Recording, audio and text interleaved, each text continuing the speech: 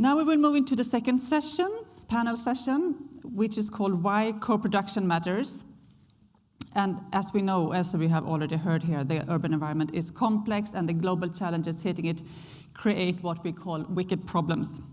And it has been, we have already heard a lot about that this morning, increasingly not recognized that wicked problems need transdisciplinary and co-produced knowledge. And Mistra Urban Futures as a center is a protagonist of this approach. Co-production, when we speak about it, we mean bringing together researchers and practitioners from different disciplines and different sectors in society to collaboratively initiate and undertake relevant but also applicable research.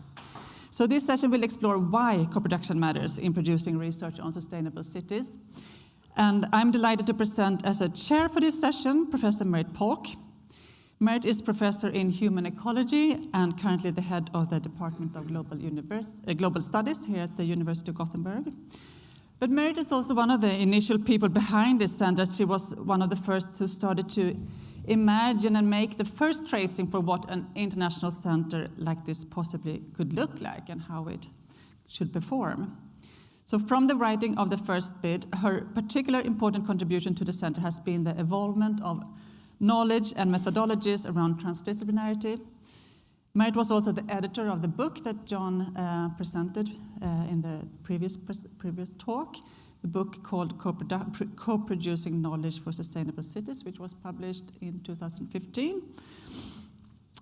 And besides her investigations into transdisciplinary methods, its methodological challenges, and its evaluation, Merit's own research work has also been devoted to the nexus of gender, transport, and climate. So welcome, Merit, to the stage, and please bring with you Serena Patel, Dominique Makawiti, and Beth Perry. We've had a change in our speakers for our session. I'd like to also welcome Alfred Otum from the Kisumu LIP, where he is the coordinator. I love what we just saw. Wasn't it great? I don't know how many times I've heard it, but I think we should give Beth another hand because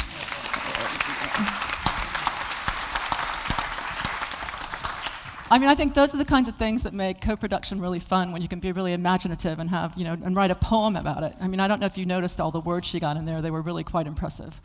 And they rhymed and they were wonderful. And I think all the illustrations are also just great. So I was really glad to have that. I was really glad that this ended up kind of ad hocly, that was going to be the thing that we were going to be looking at right before we started talking about why co-production matters, because I think that kind of sets the stage for why co-production matters. And I would just like to start by first just introducing the other speakers. We have Serena Patel, who is at the University of Cape Town now, but she is also one of our one of our former LIP directors there. And we have Beth Perry, who we've just already introduced, who is she's at the University of Sheffield, and she is the current director of the Sheffield Manchester LIP. And then I already said we have also Alfred from Kisumu. You're very welcome. I thought I would just kind of start briefly by saying how we're going to do this, our format a little bit. We're each going to talk about 5, maybe a little bit more, because 5 minutes is really hard, especially if you're a researcher and you have so much to say. So we're going to take 5 minutes, maybe 7 each. In talking about this question regarding, why co-production matters. And then I thought that it would be nice to kind of give you all an idea. If there are any other questions that come up during our 5-minute presentations, please jot them down, because I'd like to, I'll open the floor to ask you if you have any other things you'd like to raise there. And then I thought we would also ask the panel to kind of give, if they have any other kind of general input after listening to each other. And then we'll go on and have a kind of a discussion around these different issues. I also would like to emphasize that while we all could talk forever about all the problems we've had with doing the different types of co-production processes we've been involved in, this session is going to be about the added value. So maybe we'll sneak in some limitations or sneak in some other ideas about it, but we're really focusing on the positive things from co-production. And I just want to make that clear, though I'm sure we might kind of talk about a few other things. Can I have the, yeah, thanks.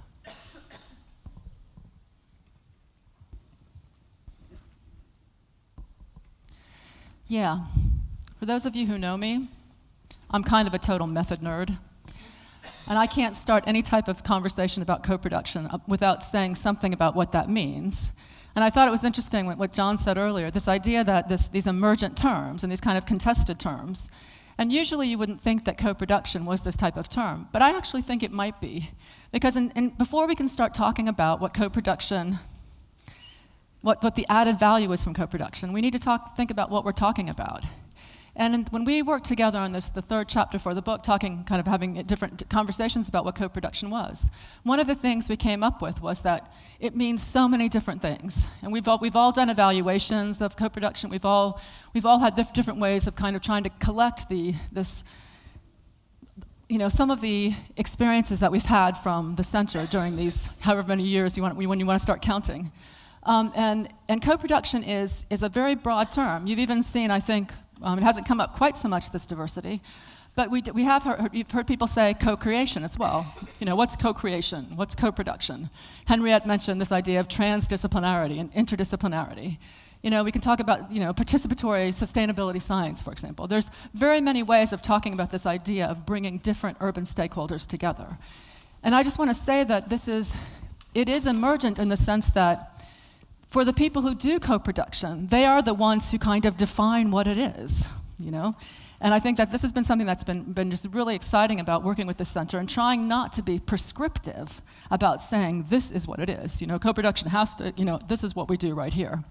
And I think that when I talk about this, I use this kind of old slide quite a bit because I like the idea, and I think it's come out quite well. I like the idea of thinking about the university in this kind of sphere of knowledge, this kind of the social contract that you do education and you do research, and also you also are committed to society to some extent, but you do it in a certain way.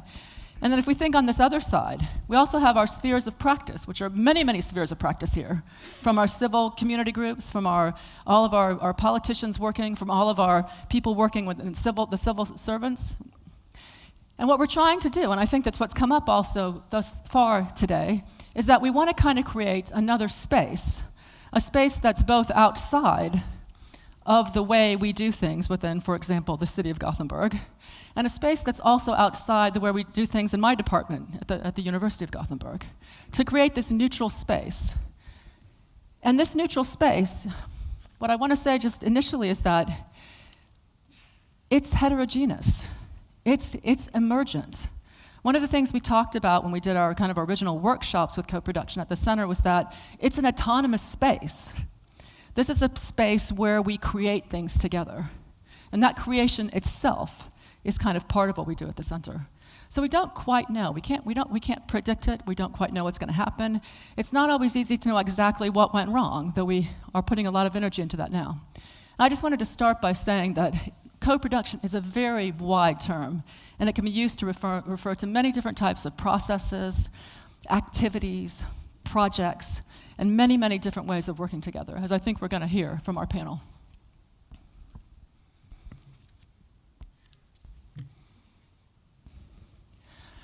Okay. Given this diversity, then, it's obviously clear at what is the added value then? Well, with this amazing diversity of different activities that go under the name of co-production, of course the added value is just going to be just as diverse. And I would just like to start by, and this is our main question for this session, what is the added value of co-production? And I would just like to start by, after that kind of brief introduction, is just giving some answers to a few questions, these are some follow-up questions we also have talked about in our group. How does this added value contribute to reaching more sustainable futures in our different contexts? What does co-production offer that other approaches lack? How can co-production contribute to more sustainable cities in the future?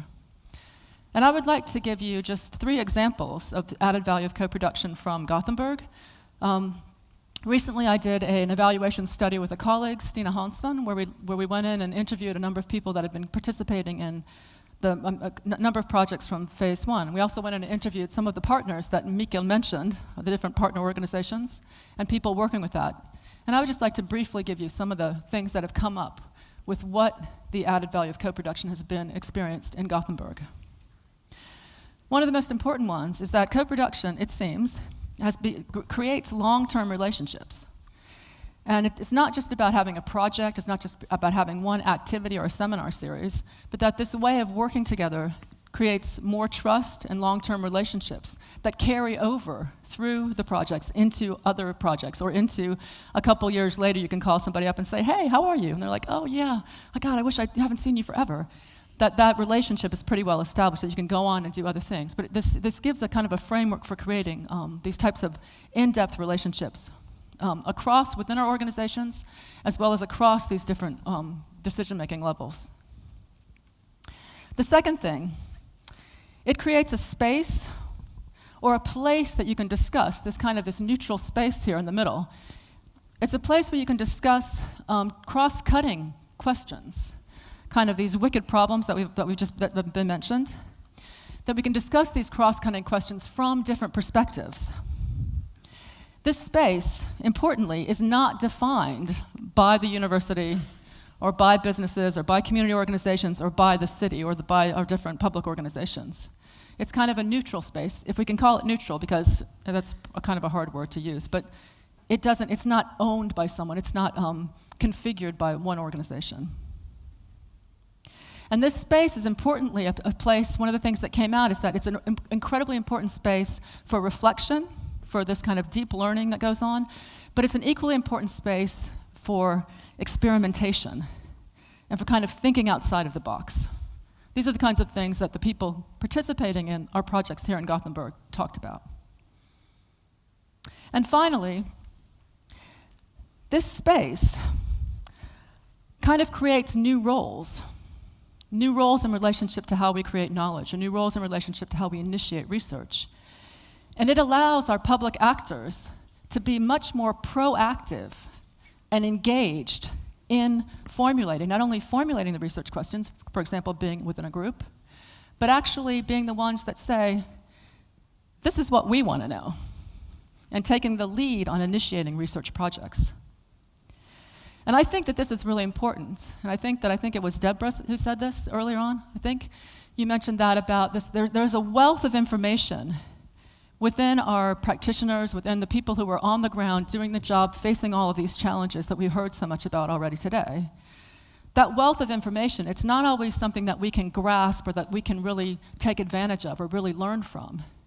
And I think that creating this space at its best, as I've said, there's very many problems with it as well, this creates some sort of a mechanism to capture some of that incredibly valuable expertise and knowledge and know-how that all of our practitioners and different people working on the ground have.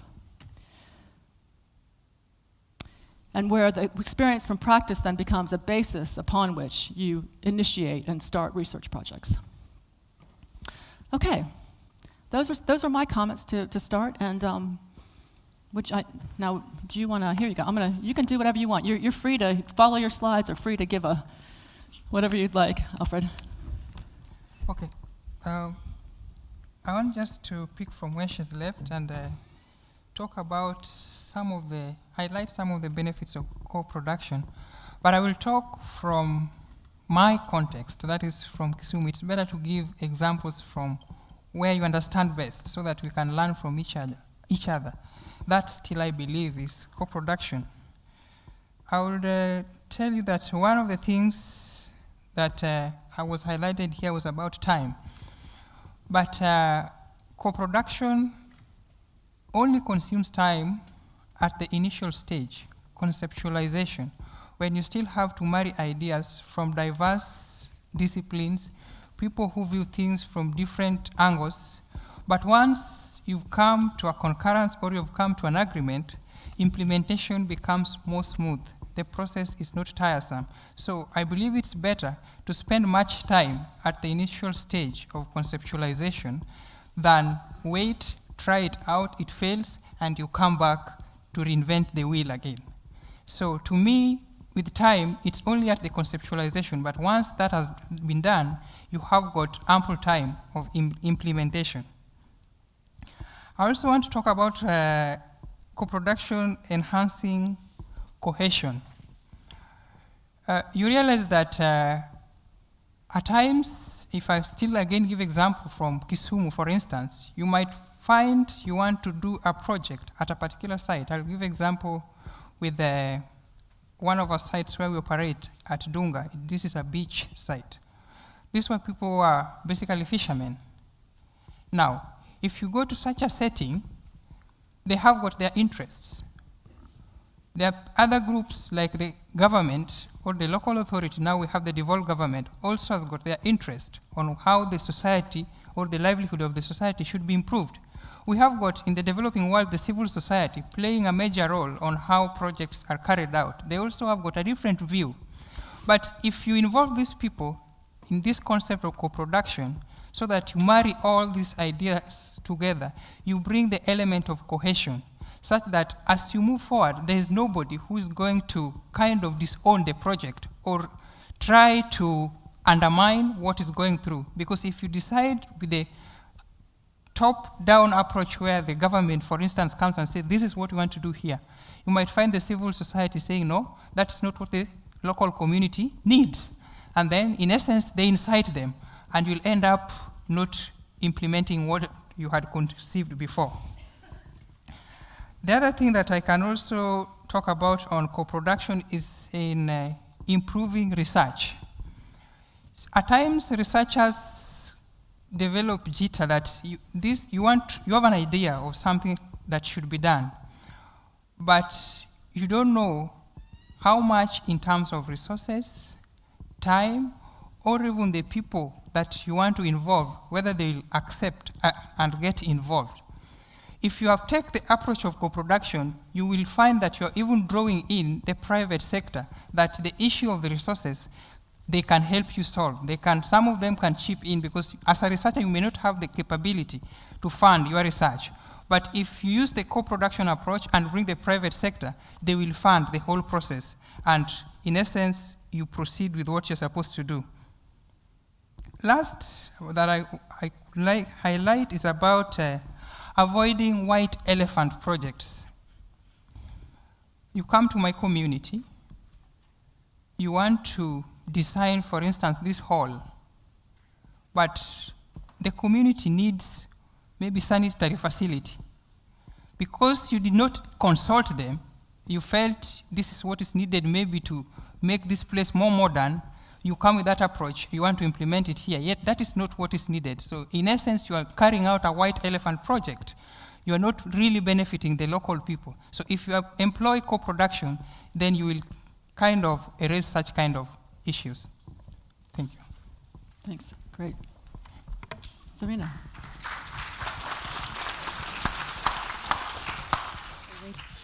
Can everyone hear me? We've just discovered that the stools are not very good for short people. So I'm going to move along here and stand here and present from here, if that's all right. Okay, so as I've been introduced, I'm Serena Patel, and just a little bit about my background, because it does inform the kinds of observations that I'm going to be making in my presentation. So first and foremost, I'm a geographer and a researcher who's dabbled with engaged scholarship and research for some time now. I realized early on in my career that although scale, place, and power are important ontological markers, these categories are not the sole preserve of geographers. And I also realized that our scholarship on urban processes and change can be enhanced through alternate vantage points. As Merit has said, I was the co-director of phase 1 of the Mistra Urban Futures program, anchored at the African Centre for Cities, or the ACC, with a direct involvement in the Knowledge Transfer Program, or the KTP, that Warren flagged earlier on. The KTP was a groundbreaking initiative between the university and the city of Cape Town, which was focused on making policy and practice more legible to a wider audience. There have been significant research outputs from city officials who've published academic articles with academic co-authors, challenging conventional notions that academia is the sole location and producer of peer-reviewed research. Similarly, the opportunity for researchers at UCT to work with city officials for long periods of time on policy responses, the embeddedness that Warren was speaking about earlier, provided opportunities for alternate policy responses while generating new insights into the inner workings of local government. The KTP sat alongside other initiatives that Warren flagged earlier, the City Labs, the Urban Africa web portal, and as well as ORI, the African Urban Research Initiative, all hosted at the African Centre for Cities. So the picture on this slide was taken at an airport departure lounge. I was actually late for my flight in Johannesburg, running down to the departure lounge to catch my flight to Nairobi, which was one of my first engagements as the co-director to a flight to Nairobi. And whilst this picture highlights the importance of enduring and long-lasting partnerships and change, what this picture represents for me is that meeting in Nairobi back in 2012, when the Ori Network met to discuss and share different practices of co-production in their respective African settings. At this meeting, in explaining our approach to co-production, I borrowed a wonderfully illustrative simile used by one of my ACC colleagues, Pippin Anderson, who describes co-production as being like a compound word. You put two unsuspecting words together to get something totally different and new. So think about briefcase, work and shop to get workshop. So this analogy has stood the test of time and illustrates the different institutional cultures coming together to create new outcomes and lasting change. Two questions emerge from this picture. What can we learn about and from different institutions, practices, and processes through knowledge co-production? And how do new outcomes emerge and endure? Given our interest in urban change and processes, I add a third question. How does co-production help us to learn differently about the city and to learn different aspects of the urban now in the language of Robinson? Responding to these three questions, but not in the same order, I draw directly on the knowledge, the KTP, and in closing, I'm going to reflect on why co-production matters for research and practice in a South African context more broadly. If we can get to the next slide, please, Merit. So this slide is a whiteboard collection of questions that was raised at the last KTP workshop that we held last year at the end of phase 1, where people who were engaged in the process were asked to raise questions of the questions that the program raised for them, or the experience of being involved in the program raised for them. So I'm going to leave this in the background whilst I address the three questions that I've raised. So the first one, the role of co-production in learning the city in McFarlane's language and or understanding the urban now. The relational nature of the two-way embedded process of researchers in the city and officials at the university negotiating text in academic and policy form led to the revealing of values, the development of shared values, and the creation of embodied knowledge, in ways that a one-hour clipboard interview and an analysis of policy and decision-making structures are unable to surface. So whilst better knowledge has emerged, it's not simply about the quality of the facts, but also about how they're produced and owned. The KTP has resulted in a heightened dexterity amongst both academics and practitioners to work in an integrated way, both conceptually and experientially. So the process by which knowledge is produced for us at the KTP was the new knowledge frontier. The second question then, on the role of co-production in institutional change. In understanding institutional change, we've been interested in the differentiation between understanding institutions, both the university and local government, as knowledge versus learning institutions. We posit that enduring change is based on both institutions developing a capacity to learn. One of the most significant factors facilitating learning for both institutions has been the creation of spaces within which the binaries between academic and practice-based knowledges are dissolved. Individuals moved in and out of institutional settings and even created new spaces in coffee shops. Writing workshops at UCT brought academic writing partners together across disciplines, together with city officials from a range of departments. Similarly, the researchers working within the city were able to bring together officials across the bureaucratic council structure divides, where the exchange of knowledge, tactics, and even budgets has resulted in reconfiguring institutional structures. The value of these spaces, variously referred to as third spaces, fuzzy spaces, deliberative spaces, shadow spaces, neutral spaces, has been instrumental both in creating legitimacy and joint outcomes, whilst laying the foundations for much longer-term change. Our modest experiment has simultaneously revealed the limitations of our individual and internal institutional silos, but have also demonstrated our ability to transcend the cultural divides.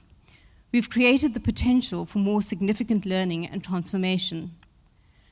So turning our attention now to the third question, the role of co-production in creating enduring change. Our conventional understanding of change is that change happens through action, indeed the byline of the conference. However, our work has shown that it is clear that the value-action gap exists both at the level of the state and within the university. The surfacing of tacit knowledge through co-production gets us closer to understanding the impediments to change, the first step in overcoming these opaque practices of power. Whilst individual change and growth has undoubtedly been one of the most significant outcomes of the program, we've also developed a sensitivity to institutional life in the different settings, as we've navigated different HR systems, legal offices, MOUs, finance and administrative systems between the city and the university, but also with Mistra Urban Futures headquarters here at Chalmers. We've had a much better understanding now that whilst power resides in knowledge, it also lies in practical issues such as MOUs, access to journals, time, intellectual property, amongst others. So in closing, I want to reflect a little bit on the question of why co-production matters as a means of knowledge production in South Africa. Here I highlight one of the, here I'm going to draw on some arguments that I put forward with a colleague, Sophie Oldfield, in a recent publication that we've done for the centenary of the South African Society of South African Geographers. And I bring to our attention the global politics of knowledge production to highlight the significance of engaged scholarship in our context. Too often, the non-Anglo-American world, including Cape Town and South Africa, is spatialized as a case study, a source of empirical example from which the Anglo-American world builds theory. In the period leading up to the South African political transition and afterwards, South African scholars have been caught in a tension between building theory on the one hand and a focus on more empirical and policy-oriented questions and practices of development. South African scholars have long recognized the need to pay attention to the spatiality of our writing, where we publish and in what form, but also to our writing practices. Co-production then matters as it legitimizes and acknowledges the theoretically generative potential of these reconfigured writing practices derived from new and different staged encounters. In the blurring of the relationship between subject and object, new vantage points are created, which simultaneously legitimizes voices beyond the academy, whilst getting us closer to questions of power. This is a critical agenda for sustainability, transformation, and the decolonization agendas of South African universities. On this basis, we suggest that engaged practices are more than simply applied research. They also hold the potential to challenge power imbalances institutionalized within the academy. So in closing, relationally rich engaged practices matter. Co-production allows us to get beyond our usual suspects and comfort zones in complex and compound ways to allow for the discovery of new and exciting outcomes, possibilities, and potentials. Our experience then from the southern tip of Africa is that if we go together, we can go further in understanding and addressing the urban now. Thank you.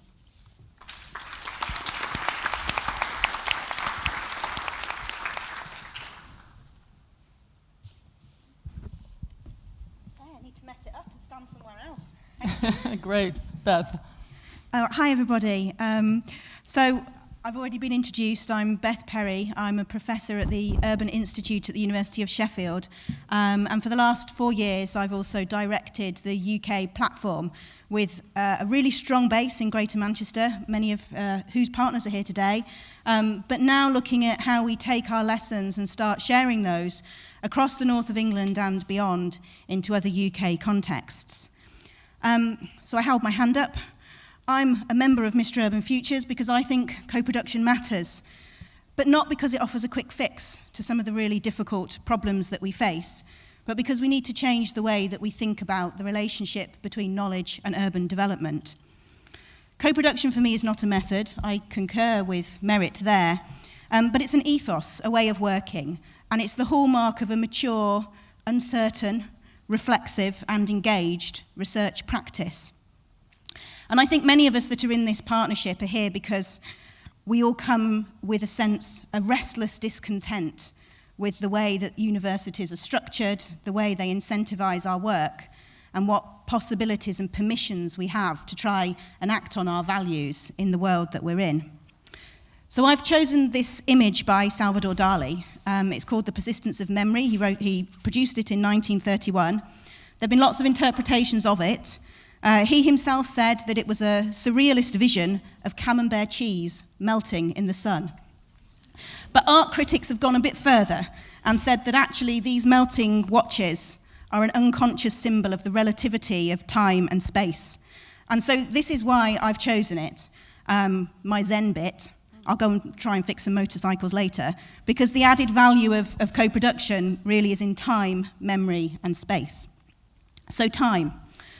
City professionals are constantly bombarded with pressures and incentives, often receiving contradictory messages about what they need to do, from governmental levels that don't coordinate but just leave things to be picked up at the urban level. In the ceaseless servicing of the economy, we're forging these 24/7 lives where we don't stop. There's no time to think. We rush to meet short-term policy deadlines and political imperatives. Often to think is denigrated as being academic. And I and we on our platform, looking at Tim over there, challenge this idea that to be an academic is not somehow to practice. All the time action is embraced without thought, but at the same time the clock is ticking, the global population's growing, and we're eating away at the Earth's resources, so there is a real urgency. And we have therefore this kind of temporal tension between the need to act now, to do things about the global problems we face, but the need also to take time to think before acting.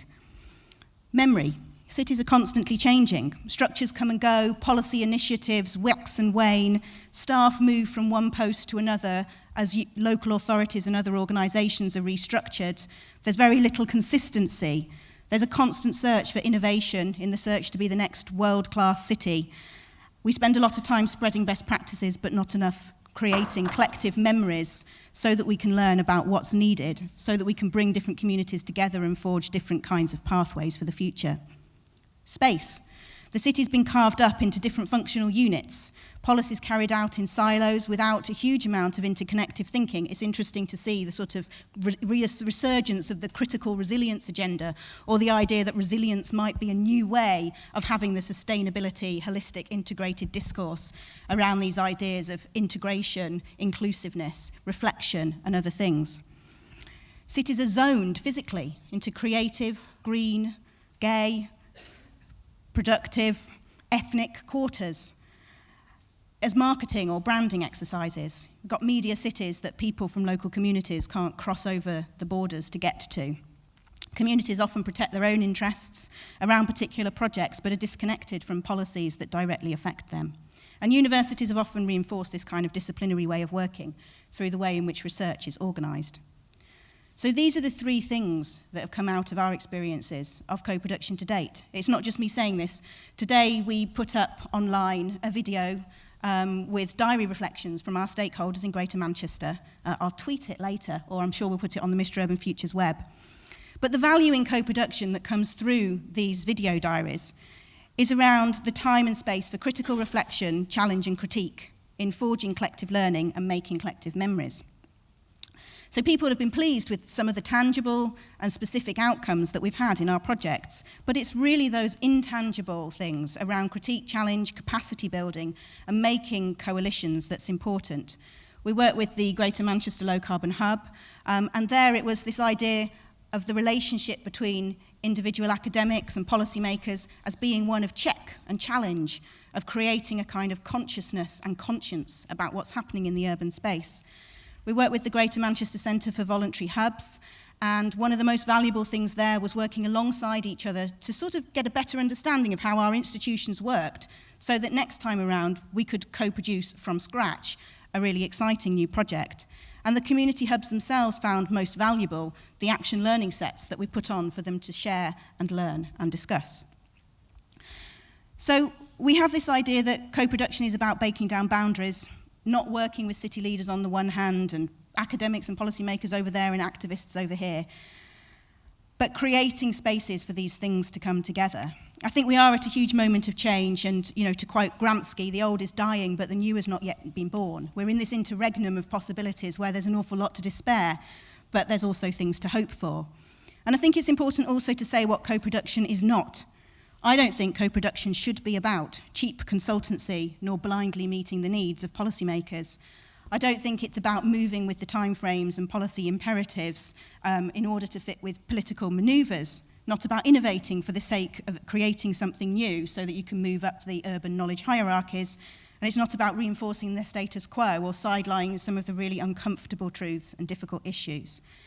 So this for me, and I think it comes out of our interviews with our partners as well, are some of the real benefits of working between universities and other stakeholders in these different partnerships.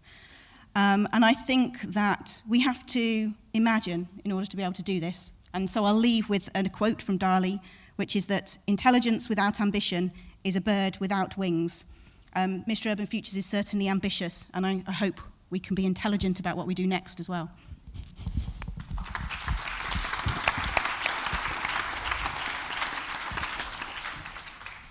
Okay, thank you so much. Those are all great input to this discussion. As I said, I'd like to just open it up. Are there any questions, anything you'd like to follow up on, specific things you'd like to ask? Any of us? Don't be shy. Oh, come on. Stephen.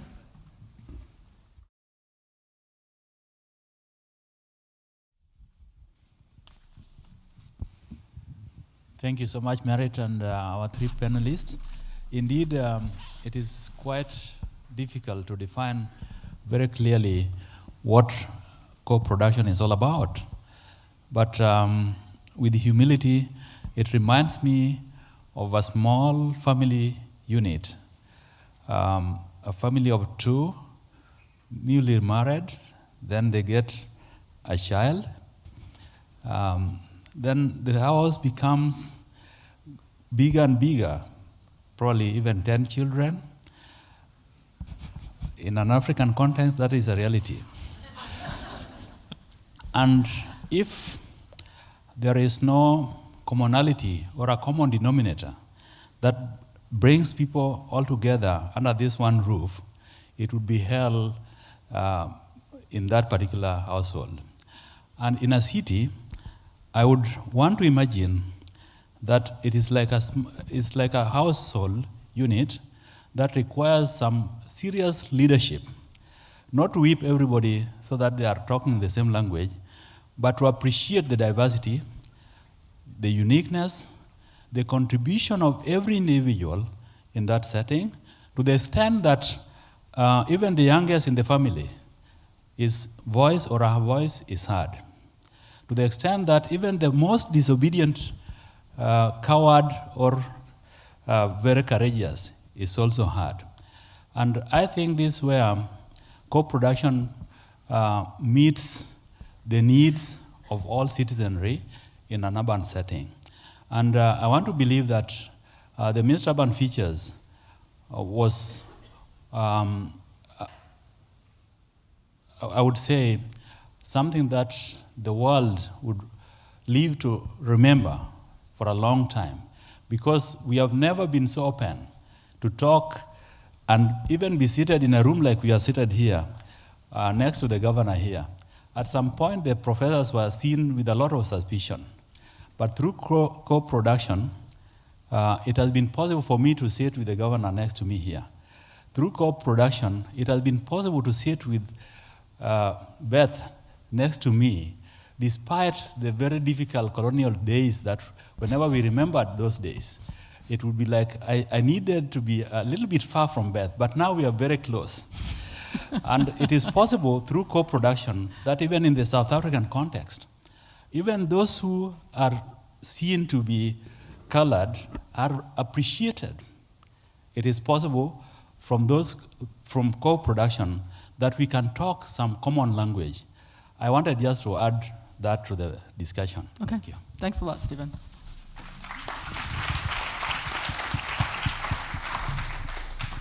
Is there anyone else who would like to pose any questions about this session about co-production? Why it matters? Or have any comments?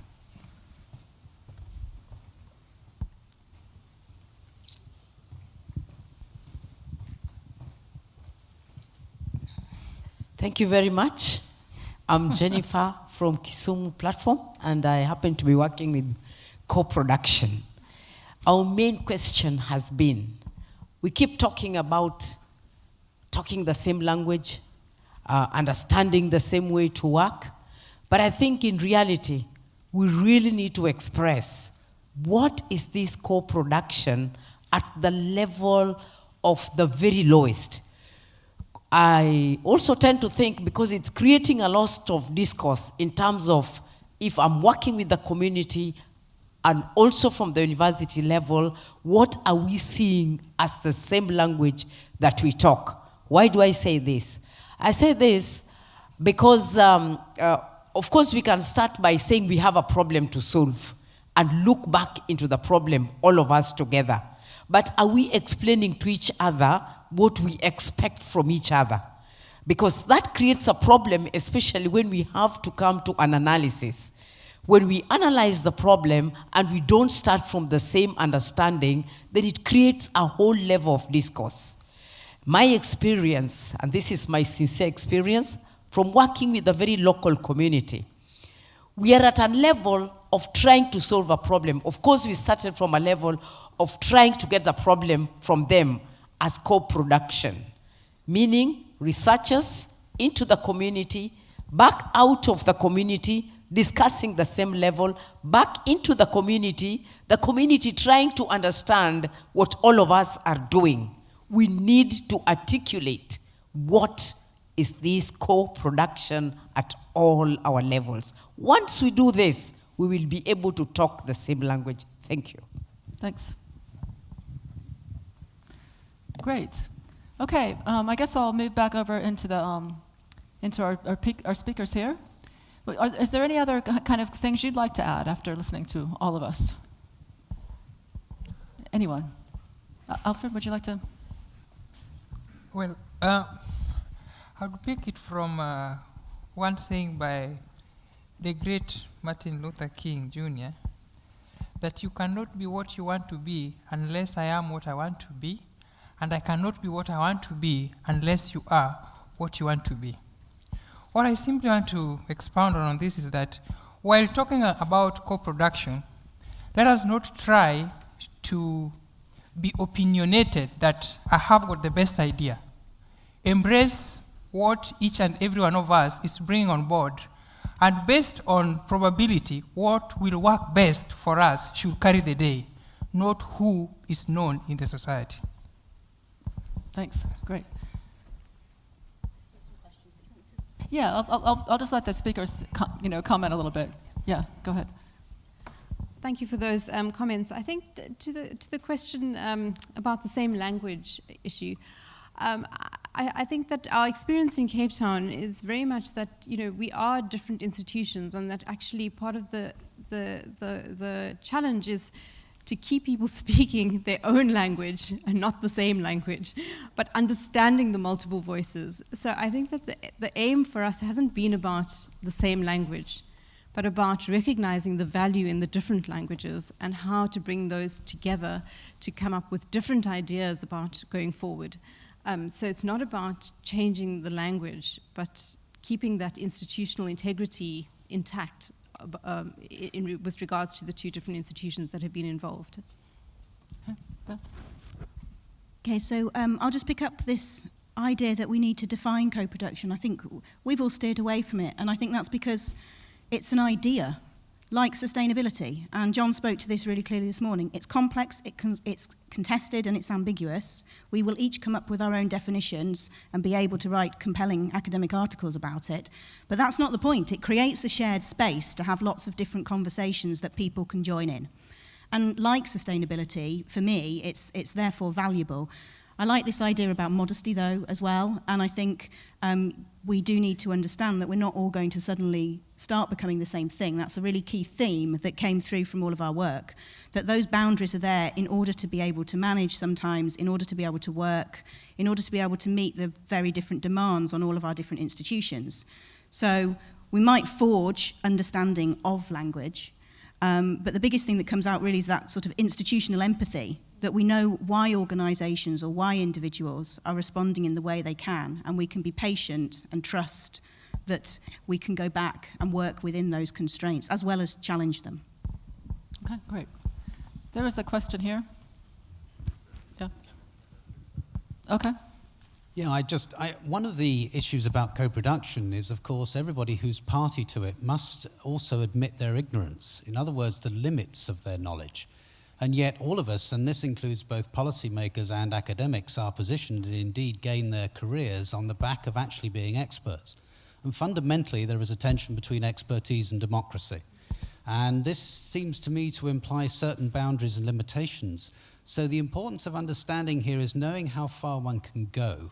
And there are limits to this as well as potentiality, and we should be careful in what we're claiming. Great, thanks, Tim. We have one question here, and then I think I'm going to close. Oh, we'll see. Right here? Yeah.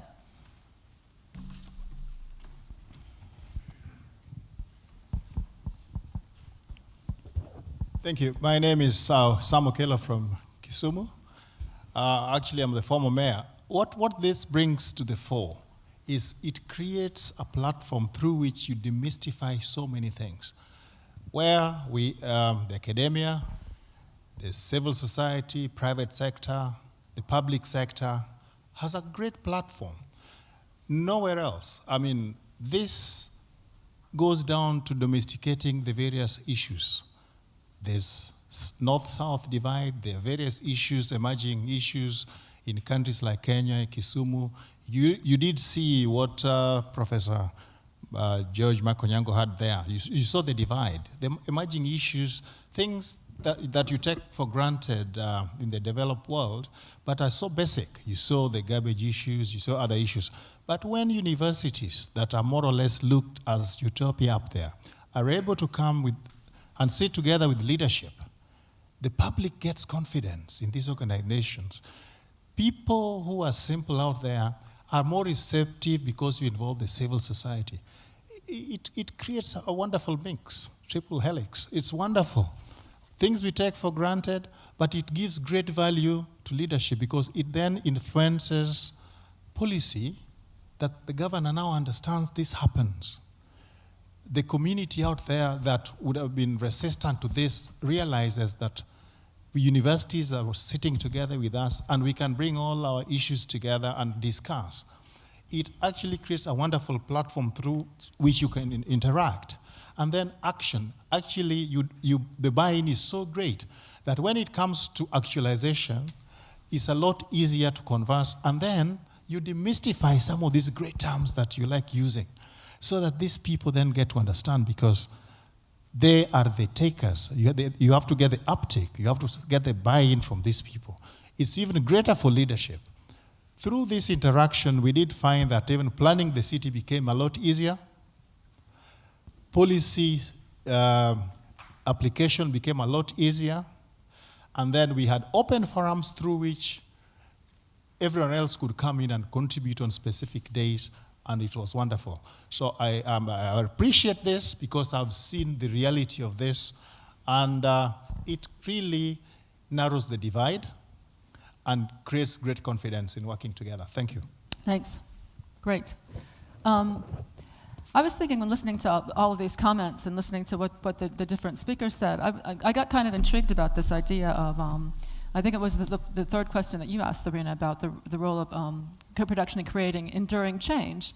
And I think you mentioned it a little bit there, but the role of the individual, I mean, Sam has said some different things. We've talked about the role of institutions, we've talked about the role of organizations, and the role of the individual. And I think that's kind of interesting, and when we talk about why co-production matters, what roles, I'd like to ask you all to think about, how important is the individual? How important are the institutions? How important are organizations? And institutions, I guess I mean more kind of broadly and kind of how we behave, what we believe in and around these kind of institutional cultures. And also our organizations. What were the crucial components to this, to making co-production matter? Would y'all like to comment on that? Yeah? Great. Yeah, I mean, I think that's a really neat way of us being able to respond to some of these questions as well. Tim and I have often written that we do what we do despite the university, not because of it. And a huge part of our learning journey and effort has gone into trying to reconfigure university systems so that we can actually do this kind of work, so that we can spend money outside its boundaries, so that we can create light touch reporting mechanisms that don't kill any sort of excitement or motivation to collaborate with us. And so really it is those individuals that Tim and I called active intermediaries at the interface of the university and the city that are able to kind of move between these spaces. But it's a very uncomfortable space, and this is where it speaks to this question of expertise.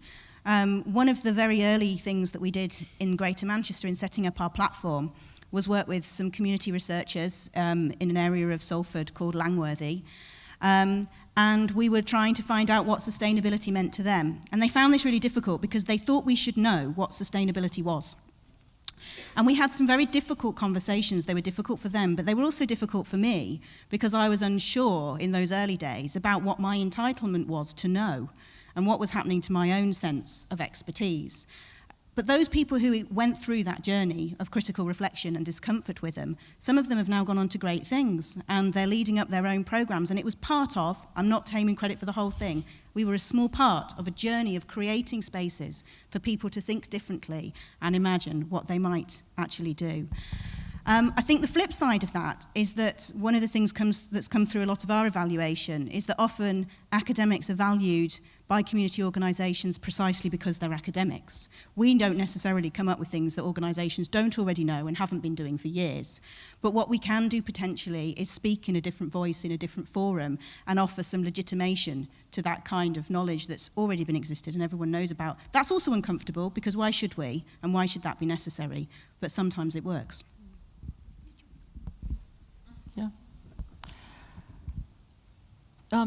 I guess I'd like to just follow up on that a little bit, Beth, because I was also thinking about the work that you've done about around the university and about how the university could have a driving force, and you've just mentioned that, so I'm just going to follow up on it. But what do you think needs to change? I know our university systems are very different in our different countries, and I mean, the center is very complex in that we have these different national systems, and we have, there's been all kinds of interesting, you can imagine, way, just getting a contract written between universities has been incredibly problematic. I think one took 9 months, 12 months? Oh my gosh, y'all have no idea.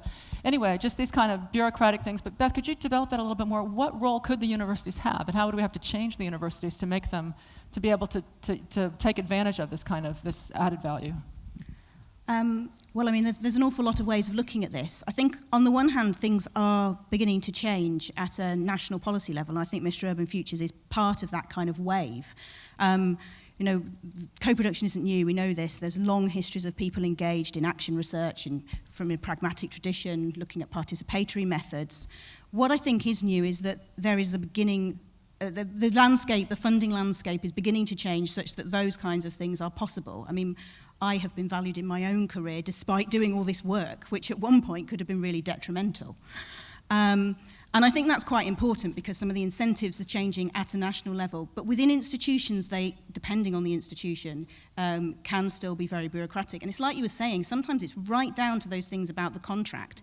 So a very minor issue, we've been trying to set up co-production partnerships, and we want to build in the principle of reciprocity so that we try and pay community organisations fairly for their time. But the way of managing that relationship is through a service level agreement that treats people as clients. And it's very difficult then to get out of a client-funder relationship, even when you're trying to do co-production. So I think the changes go through culture, they go through financial systems, they go through bureaucracies. I think you need people like, I don't know if she's here, Vicky, who's our research administrator, but people who are working at the interface to sort of massage the university to try to get it to move are really valuable as well. And we all have roles to play in that. The academics just can't be at the front. There's whole systems behind that need to be moved and shifted. Yeah. Serena, would you like to comment on any of that, or would you like to go back to your questions that you posed? I thought there were great questions in your presentation. Thank you. Yeah, I mean, I think I raised some of these issues around that powers not just with knowledge, but also with some of these instruments that institutions use as part of their cultural sort of icons. And I think that really is where some of the challenges lie. However, I mean, I think that one of the roles that we can play is that when there are shifts and spaces that open up, that we actually jump into them.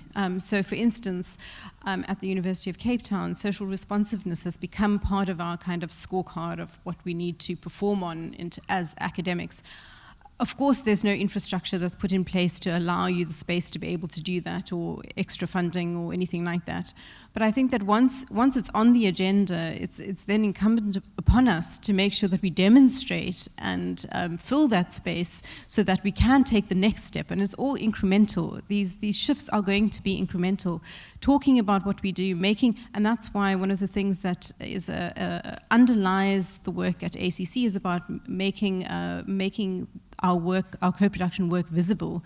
The visibility of the work is absolutely critical to allowing for some leveraging of change so that the value of the work is demonstrated more widely within the university structures so that these kinds of shifts in our scorecards, etc., I'm not sure that that's the right word, but you understand what I mean, begin to have those openings that we need to take to allow for the next step to happen. Yeah.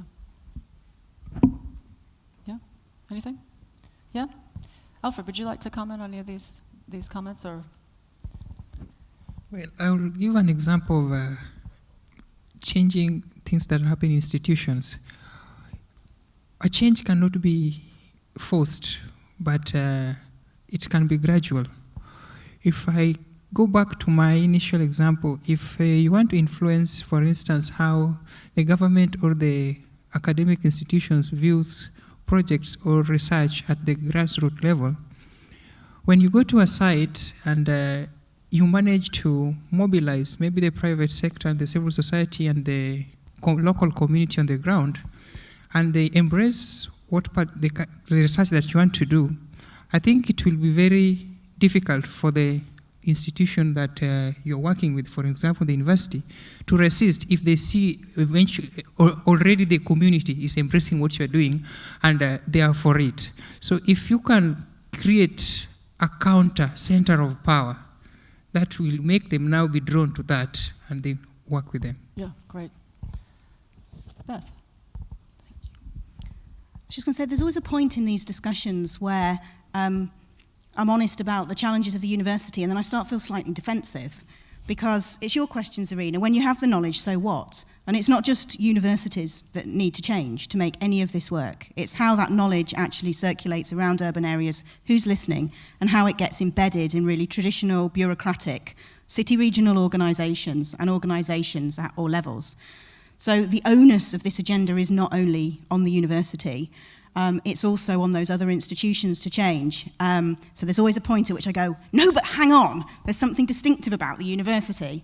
Let's make sure that we don't erode everything that's special and needed, particularly when so much of the world is kind of changing in such a particular neoliberal direction. You know, how do we hold on to universities as those bastions of civic engagement and try and manage those boundaries and frontiers?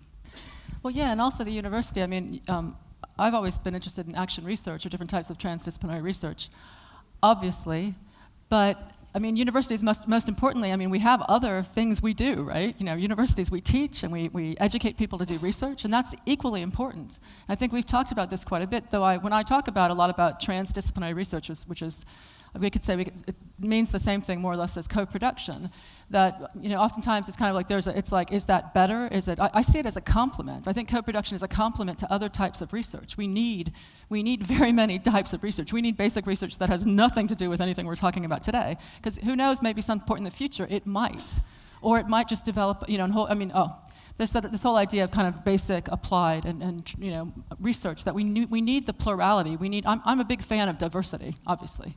So I think that this is really important. Did you want to comment? No, I absolutely agree. Yeah. Plurality of approaches. Yeah, I mean, and it's really hard because when you do try to, oftentimes when you talk so much about co-production, as I do, people come up and say, well, you know, we need research too, and I'm kind of like, oh yeah, I'm right there. We have another comment from the audience.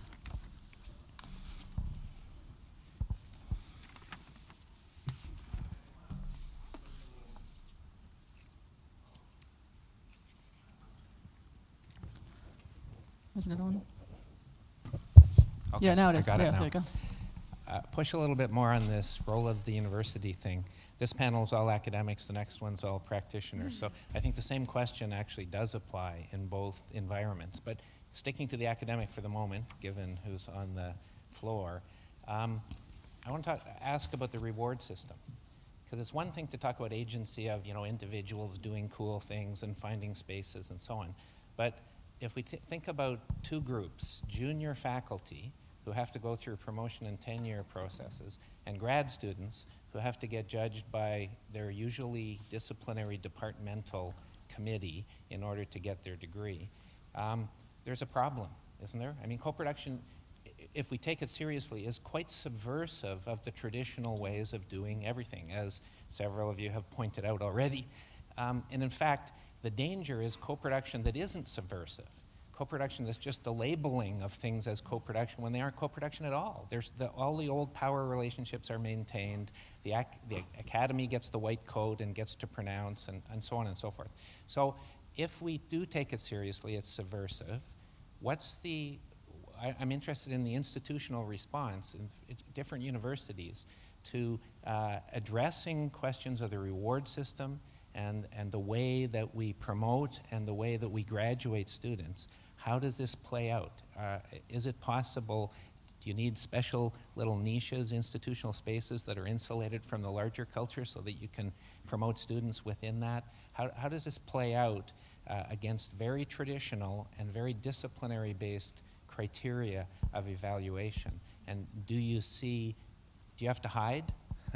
Or do you see actually changes in that larger culture that allow at least this kind of thing to go on? Okay, thanks. Would y'all like to comment?